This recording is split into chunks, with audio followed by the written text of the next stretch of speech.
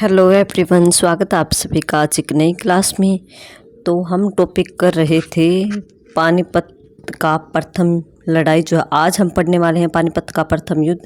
लेकिन इससे पहले जो हमने बाबर का चैप्टर शुरू कर रखा था कि मुग़ल साम्राज्य की स्थापना किसने की थी, बाबर ने।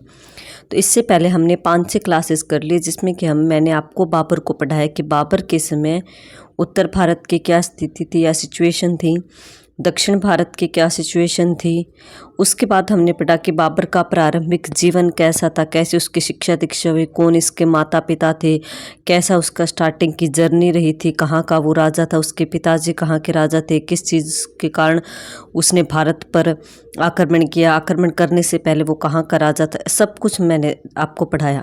फिर उससे नेक्स्ट क्लास हुई थी हमारे कि बाबर के भारत पर आक्रमण के कारण क्या थे, कि किन कारणों से, आखिर ऐसी कौन सी वजह थी जिसके कारण बाबर ने भारत पर अटैक किया था। ठीक है।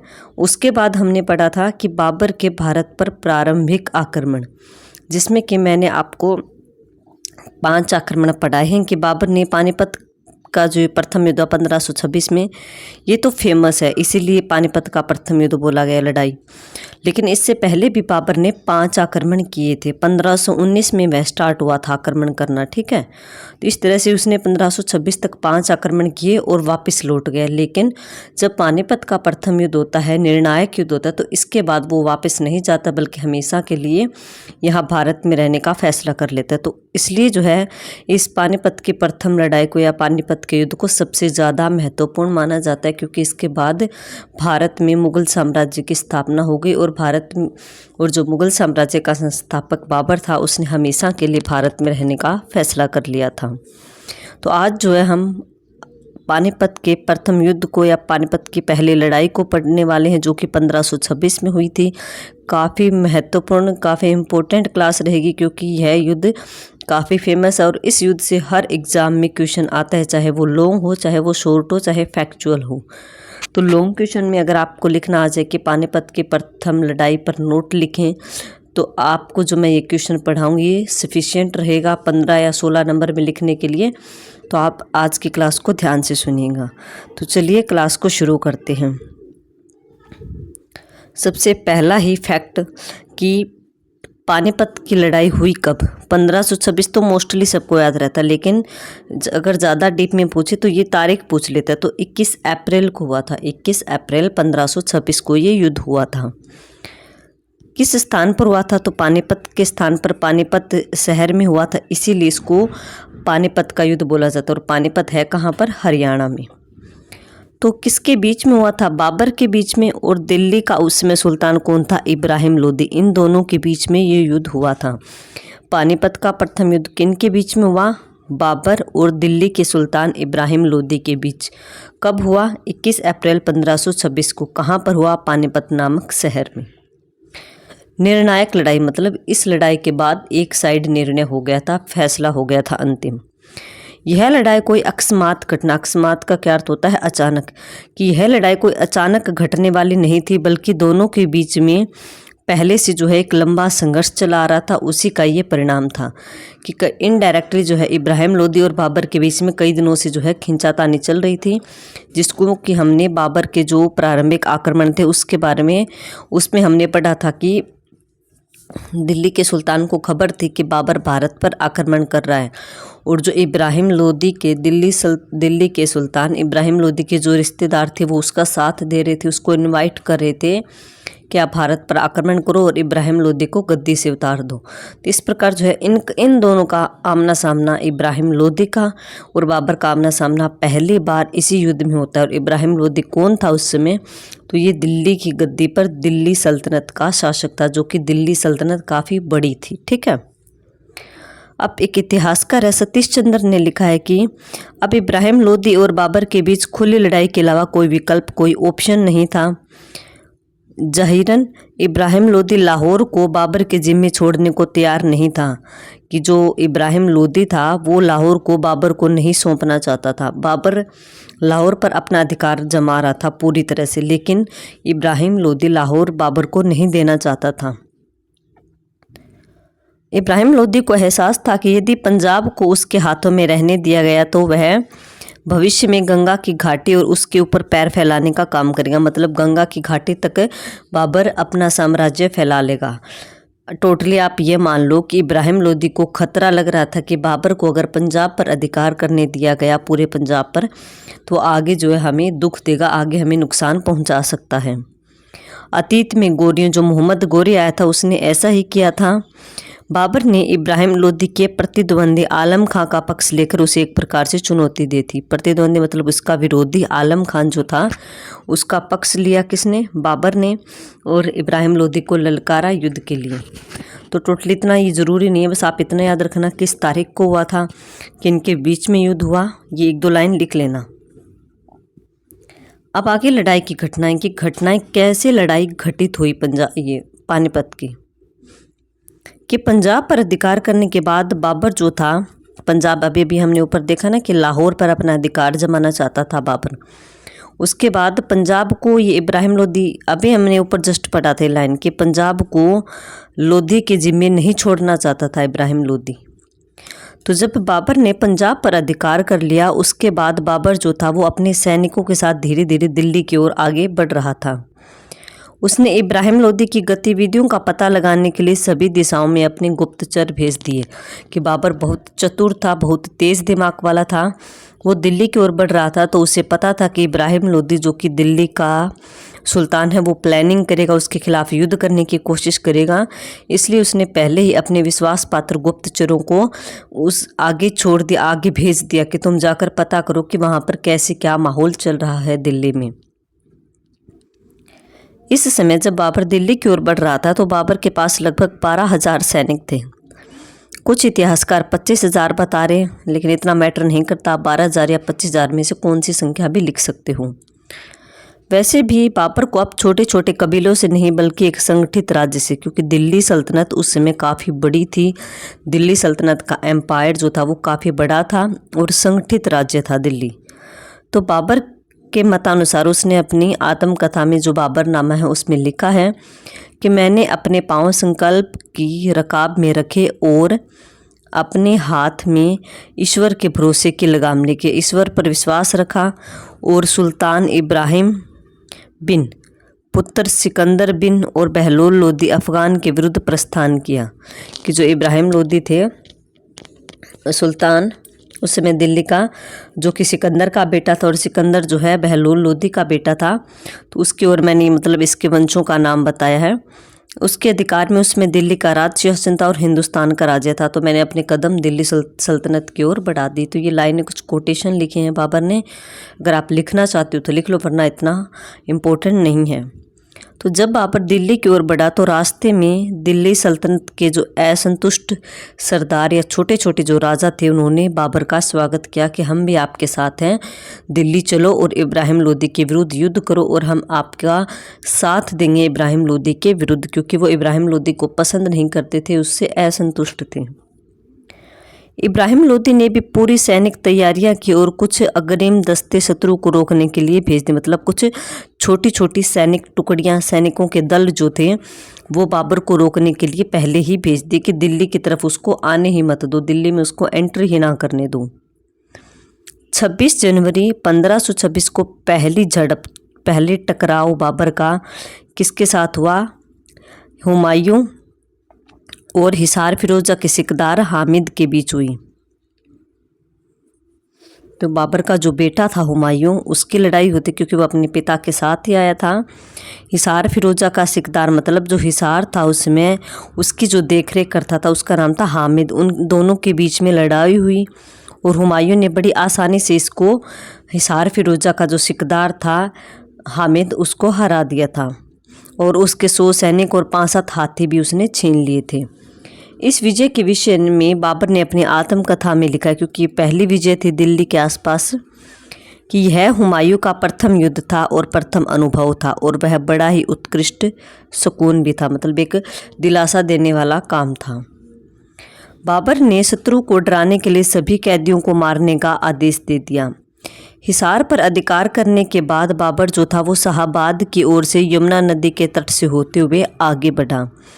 इब्राहिम लोदी भी अपनी सेना सहित कछुआ की चाल से मतलब धीरे धीरे बाबर के विरुद्ध बढ़ता आ रहा था कि दिल्ली से इधर तो इब्राहिम लोदी चल पड़ा अपने सैनिकों के साथ धीरे धीरे, और जो बाबर जो था, बाबर के बेटे हुमायूं ने हिसार पर अधिकार कर लिया था, तो मतलब बाबर का भी अधिकार हो गया हिसार पर। तो हिसार पर अधिकार करने के बाद बाबर भी जो है उधर दिल्ली सल्तनत की ओर बढ़ चला था, और रास्ते में पानीपत आता है जहाँ पर इनका युद्ध होता है। तो बाबर हिसार की साइड से दिल्ली की ओर बढ़ रहा था, जबकि इब्राहिम लोदी बाबर से टकरने के लिए या बाबर से युद्ध करने के लिए दिल्ली की ओर से निकल पड़ा था, दिल्ली से निकल पड़ा था अपने सैनिकों के साथ, अपने घोड़े हाथियों के साथ। इसी समय मेवाड़ के शासक राणा सांगा ने भी वचन दिया कि वह इब्राहिम लोदी के विरुद्ध बाबर की हेल्प करेगा।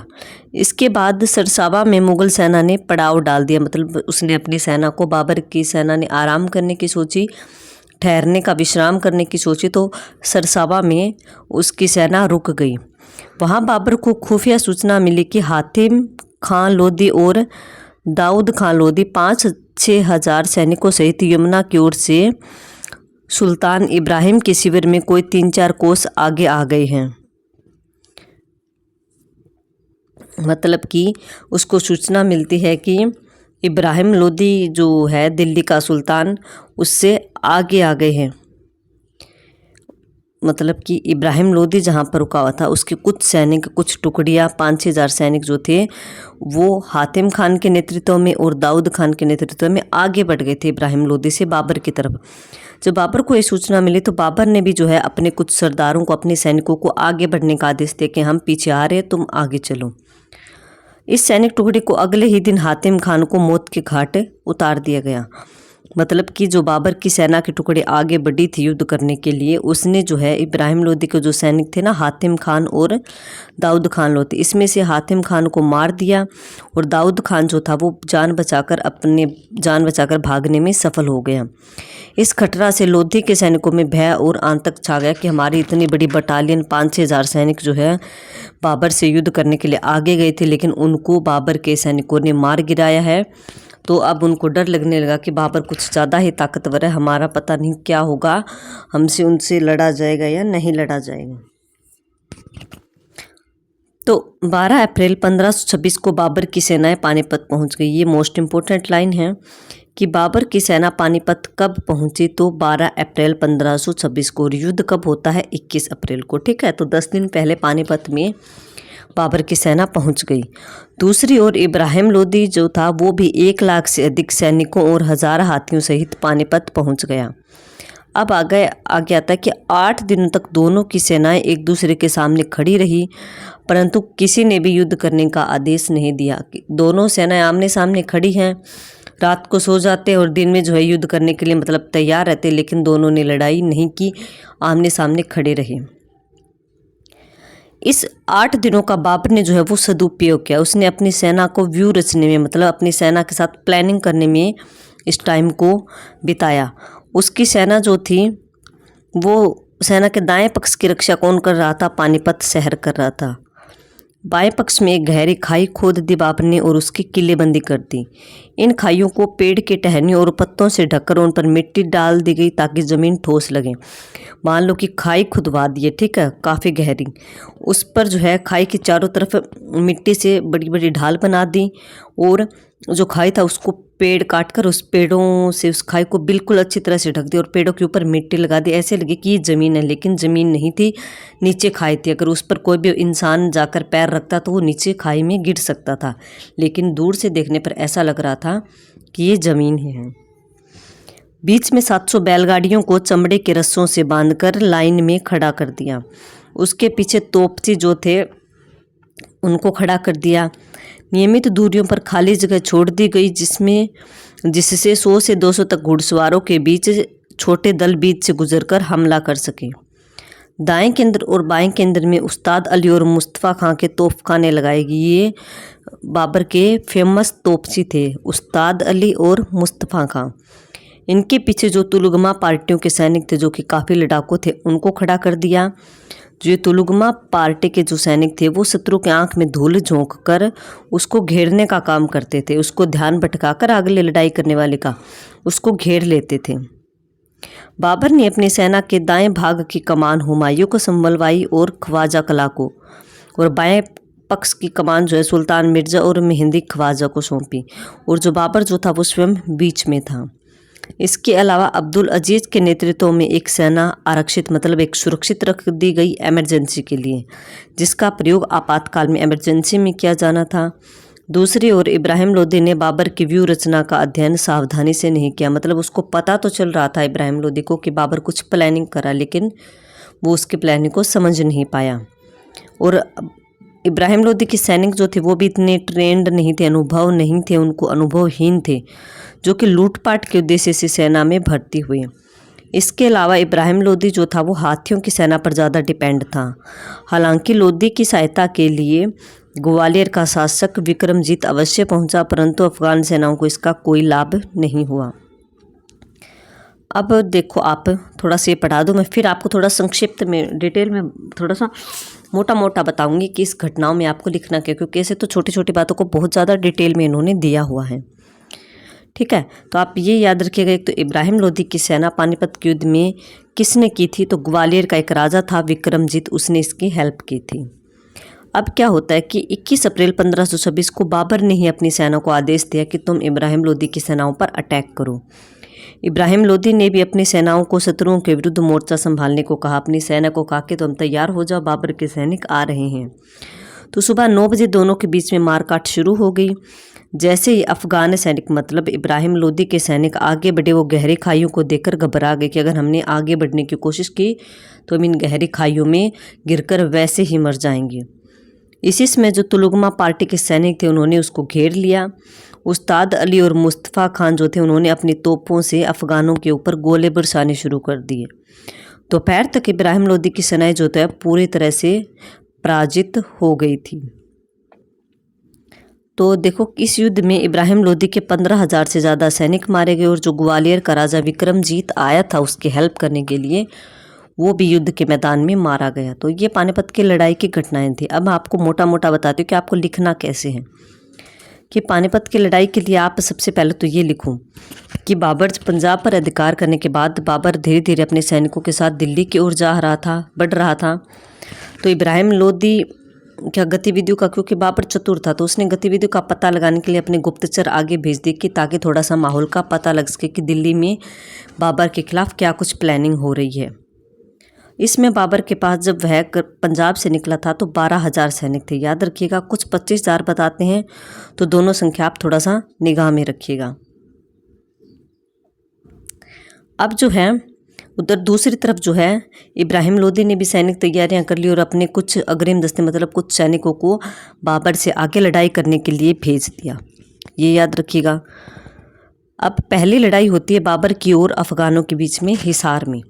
तो हिसार में जो है हिसार फिरोजा के सिकदार, इसका नाम आपको याद रखना है कि बाबर के बेटे हुमायूं का भारत में पहला युद्ध या उसने किस पर जीत हासिल की थी, तो उसने हिसार के सिकदार हामिद पर विजय प्राप्त की थी। ये हुमायूं का पहला युद्ध था। ये बाबर ने अपनी आत्मकथा में बताया है, और इसमें हुमायूं जीत गया था और हिसार का जो हामिद था वो हार गया था। इसके बाद आप बता देना कि हिसार में हराने के बाद बाबर की सेनाएं भी हिसार से चल पड़ी पानीपत के लिए, और इधर इब्राहिम लोदी भी दिल्ली से निकलकर अपने सैनिकों के साथ पानीपत पहुंच गया। ठीक है, बीच में आप एक ये लाइन डाल देना कि इसमें मेवाड़ के शासक राणा सांगा ने भी वचन दिया कि वह इब्राहिम लोदी के विरुद्ध बाबर की हेल्प करेगा।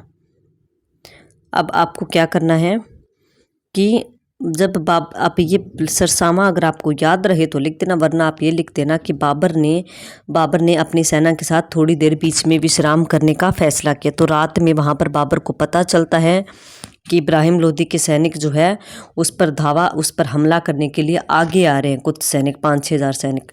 तो बाबर ने भी अपने अच्छे सैनिकों को भेज दिया कि तुम उन सैनिकों को जाकर रोको। तो इन दोनों के बीच में लड़ाई होती है। तो इब्राहिम लोदी की तरफ से हातिम खान और दाऊद खान लोदी आते हैं। इधर से बाबर ने जो है अपने कुछ सैनिकों को आगे भेज दिया, जिसमें कि बाबर की सेना ने पानीपत से पहले ही इब्राहिम लोदी के सैनिकों को हरा दिया। अब आ गया अगली लाइन कि 12 अप्रैल को दोनों सेनाएं पानीपत पहुंच गई। इब्राहिम लोदी अपने 1 लाख से ज़्यादा सैनिक और हज़ारों हाथियों सहित पानीपत पहुंच गए। अब ये लाइन भी आपको लिखनी कि 8 दिन दोनों की सेना आमने सामने खड़ी रही, किसी ने भी युद्ध नहीं किया। तो बाबर ने जो है इस समय का यूटिलाइज किया, उसको प्रयोग किया और उसने अपनी प्लानिंग या व्यू रचना शुरू कर दिया। आप खाइयों वाली बात थोड़ी लिख देना कि बाबर ने खाइयाँ खुदवा कर उन पर पेड़ डलवा कर उन पर मिट्टी डलवा दी ताकि ज़मीन ठोस लगे। तोपों को खड़ा कर दिया, तुलुगमा पार्टी के सैनिकों को पीछे खड़ा किया।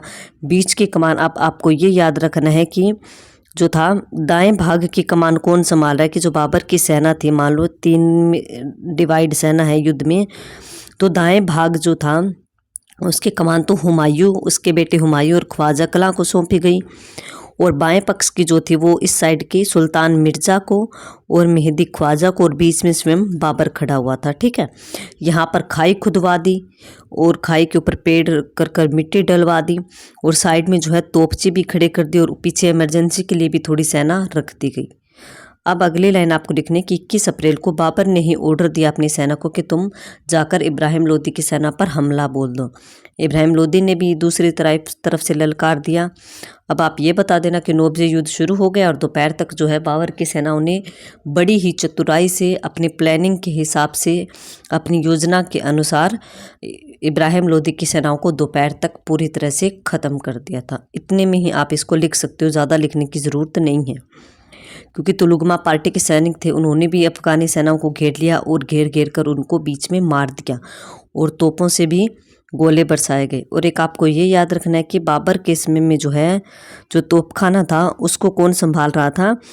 तोपखाने में जो है उस्ताद अली और मुस्तफ़ा खां जो है तोपखाने के अध्यक्ष थे उस समय। तोपखाने की कमाल, ये कई बार पूछा गया है कि पानीपत के प्रथम युद्ध में लड़ाई में बाबर का जो तोपखाना था उसकी कमान कौन संभाल रहे थे, तो उस्ताद अली और मुस्तफ़ा खान। दाएं भाग की हुमायूं और ख्वाजा कला, बाएं भाग के सुल्तान मिर्ज़ा और मेहदी ख्वाजा, और बीच में स्वयं बाबर नेतृत्व कर रहा था अपनी सेना का। इस प्रकार उस्ताद अली और मुस्तफ़ा खान ने अपनी तोपों से अफगानों के ऊपर आग के गोले बरसाने शुरू कर दिए, और दोपहर तक इब्राहिम लोदी की पूरी सेनाएं पराजित हो गई और बाबर इस युद्ध को जीत गया, पानीपत के प्रथम युद्ध को। तो ये थी पानीपत के युद्ध की घटनाएं। आप 2-3 बार इसको रिपीट करोगे तो आपको अच्छे से याद हो जाएगा। और एक आप लाइन ये लिखना भी ज़रूर मत भूलेगा कि इब्राहिम लोदी की हेल्प के लिए ग्वालियर का राजा विक्रमजीत आया था, लेकिन वो युद्ध भूमि में ही मारा गया। और इब्राहिम लोदी के भी जो है 15,000 से ज़्यादा सैनिक मारे गए, जबकि उसके 1 लाख सैनिक आए थे। फिर भी जो है बाबर की सेना जीत गई और वो 1 लाख सैनिक हार गए थे। अब जो इससे हमारी नेक्स्ट क्लास होगी, इसमें हम पानीपत की लड़ाई का महत्व या परिणाम को पढ़ेंगे कि इतना ये युद्ध हुआ था भयंकर, जिसमें कि बाबर की प्लानिंग के अकॉर्डिंग बाबर की सेना जीत गई और इब्राहिम लोदी के 1 लाख से ज़्यादा सैनिक हार गए। तो ये इन चीज़ों का क्या इफ़ेक्ट पड़ा, क्या प्रभाव पड़ा, कैसे दिल्ली सल्तनत ख़त्म हो गई थी। दिल्ली सल्तनत का राजा युद्ध भूमि में ही मारा गया था। इसको जो हम नेक्स्ट क्लास में करेंगे। तो आई होप आपको आज की क्लास अच्छी लगी होगी, आपको ये जो मैंने पानीपत की लड़ाई की जो घटनाएं बताई है वो आपको अच्छे से समझ आई होगी। अगर फिर भी कोई डाउट रहता है तो 1-2 बार क्लास को देखिए। अगर नहीं दूर होता है तो मुझे कमेंट सेक्शन में कमेंट करिए, मैं आपको थोड़ा सा ईजी वे में समझाने की और कोशिश करूँगी। तो उम्मीद करती हूँ कि आपको क्लास अच्छी लगेगी। तो आप प्लीज़ क्लास को लाइक भी करेंगे और शेयर भी करेंगे और चैनल को सब्सक्राइब भी करेंगे। Okay, thank you everyone.